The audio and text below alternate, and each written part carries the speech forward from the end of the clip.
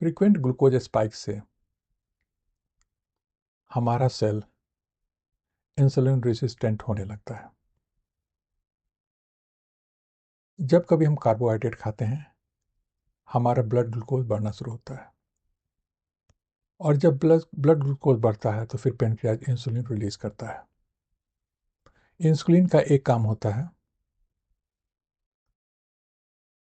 कि हमारे सेल के डोर को ओपन करे, जिससे ग्लूकोज सेल के अंदर जाए और ग्लूकोज से सेल एनर्जी बनाए।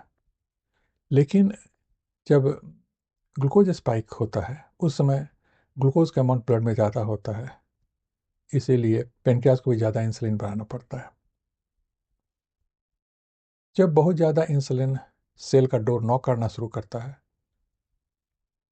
तो सेल उस केस में इंसुलिन रिस्पॉन्ड नहीं करता है और बहुत आसानी से ग्लूकोज सेल के अंदर नहीं जा पाता है, और यही कंडीशन होता है इंसुलिन रेजिस्टेंट का। इंसुलिन रेजिस्टेंट होने का 3 क्राइटेरिया है। पहला, सेल ठीक से इंसुलिन पर रिस्पॉन्ड नहीं करे, बहुत आसानी से ग्लूकोज सेल के अंदर नहीं जा सके। दूसरा क्राइटेरिया होता है कि हमारे ब्लड में ग्लूकोज का लेवल ज़्यादा होता है। और हमारा तीसरा क्राइटेरिया होता है कि हमारे ब्लड में इंसुलिन का भी अमाउंट ज़्यादा होता है। इंसुलिन रेजिस्टेंस से कुछ क्रोनिक डिजीज होने का चांस बढ़ जाता है।